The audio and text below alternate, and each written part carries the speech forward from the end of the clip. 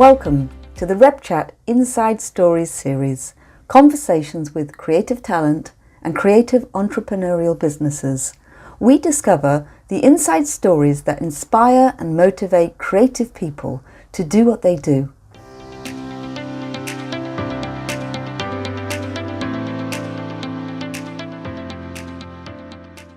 So in this week's episode of the Rebcat, we have Bhupinder Singh, commonly known as Pins, which he will explain in just a moment, and he's professionally known as Pins, and he is a mixed media human artist, an educator for positive social change. He's based in London, and he has a creative background spanning 15 years, and he's attained a fashion and business BA, and he's explored various application techniques in his works, including textiles, fine art, graphic and installation design. So welcome, Pins. Hello. Welcome. Thank you. Really pleased that you're with us. And first of all, your name is very intriguing, Pins, and I know it stands for something. Well, yeah, I mean, it's had many acronym terms, but I think I tend to now just go with push it, never stop. It's almost a self-motivating philosophy when, no one's around and it's just you. We need mechanisms of motivation which can just get us out of bed and just move. And so push it, never stop is my personal philosophy, but then it transcends into everything else I do. And I've noticed that acronym and slogans and motivations feature a lot in your work. And your work is very extensive. You're quite a prolific producer of things, pictures and art and design and posters. And there is this element of using motivational slogans. Can you tell us a little bit where that came from? I think that comes from just living life every day and trying to just pursue a creative urge and just continuing just to follow that and talking to people and connecting with people. And then what you find is the more you kind of, do pursue the creative urge, you kind of get your flow and you start to get more awareness of the self. And I've just realized I love people. I just love people and I like being creative. So all I need to do is just connect the two and try and do that every day. So my mission, my overarching mission is to connect and empower humanity through creativity. And that's come from a 15 years plus journey of not being able to get a job when I graduated in 2005 with a degree in fashion to following my creative urge ever since then. And I've led a pretty interesting life, which was not planned. And it's just such a cool thing. In hindsight, going back, that journey could have started a lot earlier had I been more aware of the creative urge and, following your feeling as opposed to the systematic education route, which is in place to a degree. So I'm questioning the whole system of how the early years could have been better shaped had we have just been more encouraged to pursue our feeling a lot more earlier. And I know that you work with young people in your workshops, and that's such a beautiful sentiment to follow the feeling and almost to make your work and your life a work of art. Could you tell us a little bit about the origins? I mean, you said it wasn't quite the path and then you flowed back into being an artist. Yeah, I think I never planned on becoming an artist. It was just literally a thing of I couldn't get a job. What can I do? So I just, I had an urge to paint, and I realized through doing the painting on hats, I started painting on hats and the feedback was they loved them. So I started making them, then selling them. This was back in 2005.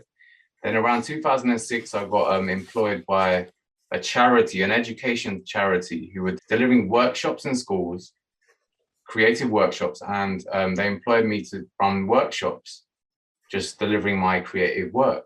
And that showed me my natural connection with, I guess, connecting my art to other people, especially young people who are very receptive to just creativity, because they're closer to being more organically creative the younger you are, right?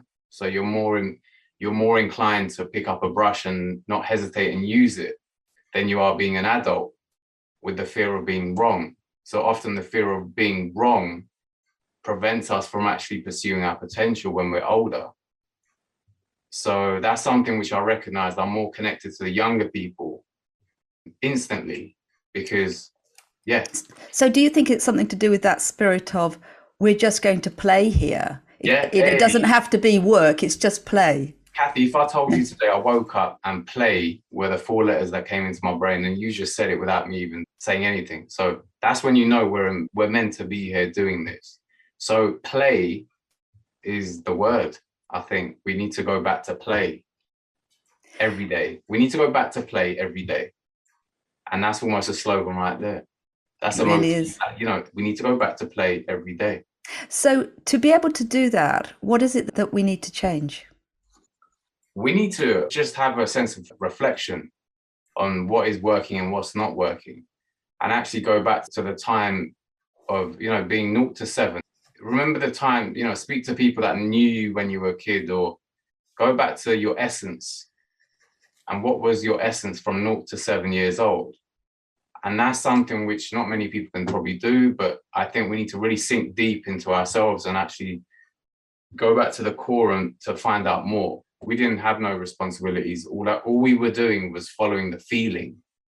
And now, as much as we can do that every day, the better. It's just self-perception. And instead of following everyone else, because I think a lot of society now is on autopilot and conditioned in a way to just do what everyone else is doing. The conversation we had just before we started recording was creativity being absolutely essential now, and this idea of flow, play, remembering who you are. Yeah. Thinking about the 2 years we've come through, these elements, how important do you think they are for the future? Play, flow, remembering, going back into that simplicity. Yeah, I think simplicity it sounds simple, but it's almost the hardest thing to do, because you have to subtract a lot of things that you've been taught or conditions that you're in, or you just need to strip away the external clutter, if it's clutter. I mean, not everything's clutter externally, but I think we need to just do some real inner work. And that requires you maybe to go offline for a duration of time. And, look at your network around you and the people that you spend the most time with. Are they of good energy? And are they serving you as much as you're serving them in the right way or the wrong way, whatever way? So I think it's just taking some real time to do some introspection. And that's okay to just go away for a week and not be online, or not be, just speak to your people around you and say, look, I'm just going to have some time. We're still cool, but I'm just going to go and pursue this interest I've got for a week or whatever. You have a relationship with yourself, you have a relationship with others, and you have a relationship with nature, and you have a relationship with your phone, technology, right? So how healthy are all those relationships? That's part of the reflective period I've been on since, I think, lockdown, and since over the time of my whole life in a way. I've just been reflecting. I've been reflecting more in the last 2 years. And I've just kind of got rid of the clutter, and it's not that hard. Life is not that difficult, yet we make it very difficult for ourselves. We create issues when there is no issue. So that's interesting, to find that creativity within, or the voice or the direction. It's almost to stop being overstimulated and, as you say, going onto that autopilot. Saying that, your work is prolific. And I've looked at your Instagram, and I've actually been in a gallery and I've seen your work, and it feels like you never stop creating stuff, Pins. I mean, push it never stop. Yeah, absolutely. But don't get me wrong. Look, I've been working on my sleep pattern for about 2.5 years, and I'm an advocate of sleep, even though I know it says push it never stop. But that's the practical term of just getting up and doing something. I think sleep's important, for example. I guess I am prolific, but in the sense of actually I'm just in full flow because I have a good night's sleep. So I've worked harder on my sleep, which I don't think is advertised enough. I think people have this thing of we need to be, work all the hours in the day to be success and everything else. Yes, you need work ethic, but I think it's more important to have a healthy work ethic so you can actually be more productive in the time you have. There's a quote, do more per hour than doing more hours. I love it. Yeah. Fantastic. So, Jim Rohn, he was a motivational speaker back in the days who got me through some stuff. But Jim Rohn, yeah, that was a great quote.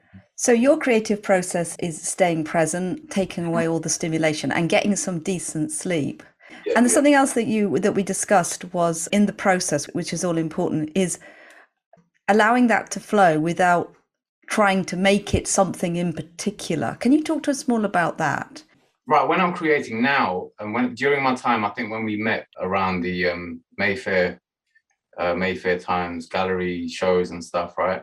So that was a time where I was just entering the art world in a way, and I was just literally creating what I loved, and that was donuts and trainers. I was just painting them in ways, assigning concepts, and it was really interesting. But it was selling, so everything I was making was kind of selling. So I continued along that path.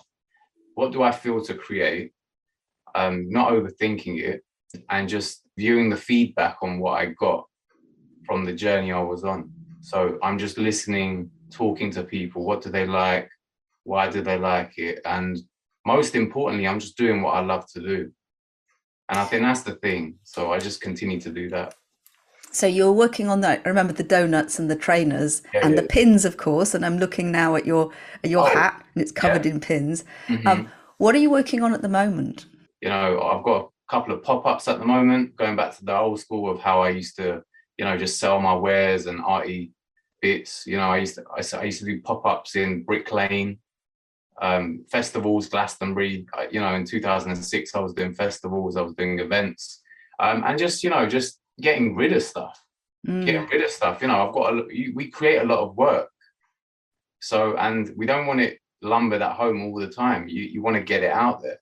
So I think just using these opportunities of just doing, you know, active events as much as we can in this current climate, you know, having a connection with your people, direct to consumer, you know, saying, you know, how are you? How's your day? You know, just really speaking to people face to face as much as we can. And then whatever happens will happen. Then we have to go back online. So I think just taking advantage of the time right now to just connect as much as we can. And I'm looking at that rather fabulous jacket you're wearing. Is that a recent design? Yeah. I mean, I made it about 2 years ago. It's a Levi's jacket. I went to New York, one of my favorite places in the world, with the intention of doing some work out there. I found a warehouse which was just selling, you know, blank Levi jackets, and I bought a batch of them, brought them back to London, and just painted all over. Each jacket takes about a week to do, hand painted. And I thought, that's cool. And I thought to myself, what, you know, when you see an amazing piece of work, why does it make you say, wow? What is the wow factor? Why do you think it's wow? And most of the time, it's because whoever created it has either got the composition right, or it takes blooming long to do. As in, no one in their right mind is going to spend a week. Well, there's going to be people out there who are dedicated, but it's the dedication in a thing or a product that you see, which can't be replicated overnight, that makes the wow. Does that make sense? It does, absolutely. And I think that could be true of writing or anything which is truly meaningful. It takes time to develop. And that seems to be at odds with the throw it away culture, which I think there is a lot of pushback on that these days. But that throwaway culture, according to fashion and art, and it's like, even, you know, I've seen that. What's the next thing? Instead of really being able to properly savor something. So apart from the clothes and the hats and the shoes and other things, I know you do this community work. And I've seen some of the pictures, especially with the children. And you mentioned that they're really open to the message that you have. If there were some educators out there listening to this conversation, what would your message be to them? I always say, let them be, because actually all we're here to do is facilitate their truth. You know, understanding that they're more closer to the truth than we are. and we should listen to them. We should listen to young people more and have a conversation with them, you know, because most of the time the parents they're imparting their fears or their setbacks onto their children, which is actually limiting their potential going forward. Not all parents, but a lot of the conversations I've had with young people are most of the time, my parents want me to do this or my parents want me to do that. And actually, if we just let them be, have some boundaries. But I'm just saying, I'm meeting a lot of young people who are just not happy with that. There's so many rules embedded and in place at home. They're not allowing creativity to flourish in a sense. But then I get everyone's got their own circumstance and it's not always easy, but we need to just let them be and just try and have conversations with them. Don't think, oh, just because they're younger, don't take them any lesser serious, you know. We Absolutely. need to, you know, like it's, yeah, so that's why during my workshops and activity I do with young people, I just let them be and just express themselves.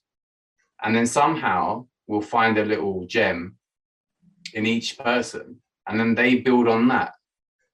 But schools don't really, unless you go to a really, you know, an art special, like a creative school, which harnesses creativity. But we're in the system, which kind of shapes our thinking to a degree or limits our potential. And I think we need to just, as a parent, I'm not a parent, but I know lots of parents and I've had conversations with parents. And I just feel all I do is just say to them, just let them be as much as you can, you know, and just support them. Well, I think that's a really profound message, just to let them be. I mean, I remember when I was younger, sometimes we were awfully bored. There wasn't a lot of stimulation. And that was what got us being creative. So having to go within and using the imagination.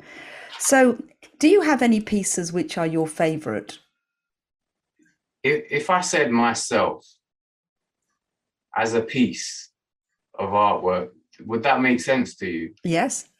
So, but I don't want to get too, I'm not into the whole, you know, it's all about me and whatever, because actually, but then it is about you. Do you know what I mean? In a non-egotistical way. If it wasn't for me, I wouldn't be here. But then if it wasn't for my mum or dad, I wouldn't be it. But that's another level of, you know. But I think ultimately, I think I'm the best piece of artwork.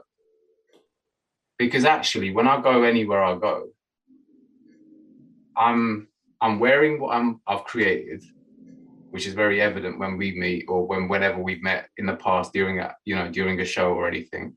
I have my art present in some way or the other. And so I would say I'm the best expression of myself. So I am the artwork. So fantastic. yeah. And also, I guess, with, you know, what mood you're in will actually be present in what you're wearing and how you are. I know that you've said over the last 2 years you've become quite reflective, and it might have been the pandemic. But in terms of influences and inspiration, where do you draw that from? I draw that from, I think, my mum and dad. So my dad, he passed away in 2012 when I when I got my first exhibition in Mayfair.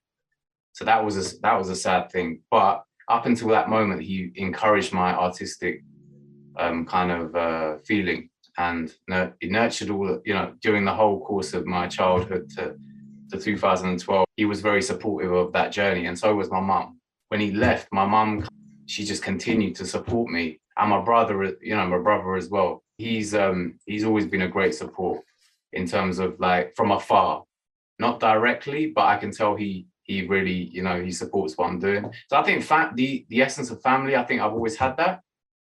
And I think, you know, having good people around you to tell you how it really is. And I think, yeah, just having the good support networks around you.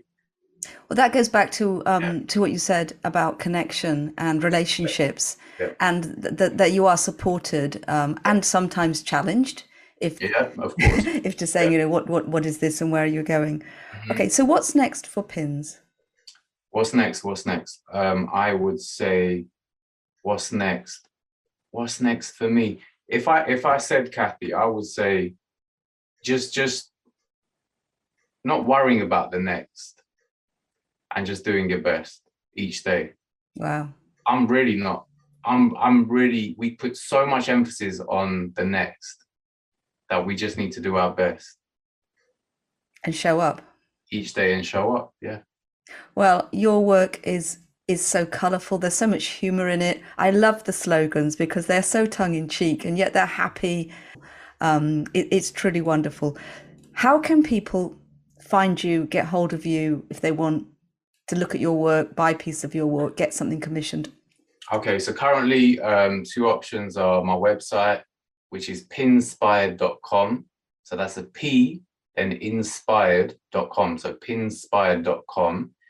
And my Instagram is pins_artist.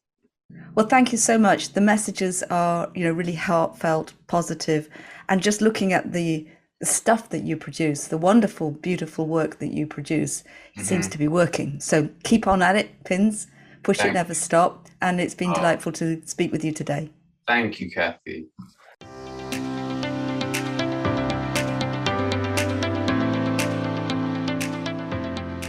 Thanks for listening to the Rebcat Inside Stories series. We hope you enjoyed it. To feature your inside story, contact us at www.rebcatcreations.com or follow us on Instagram at rebcatcreations.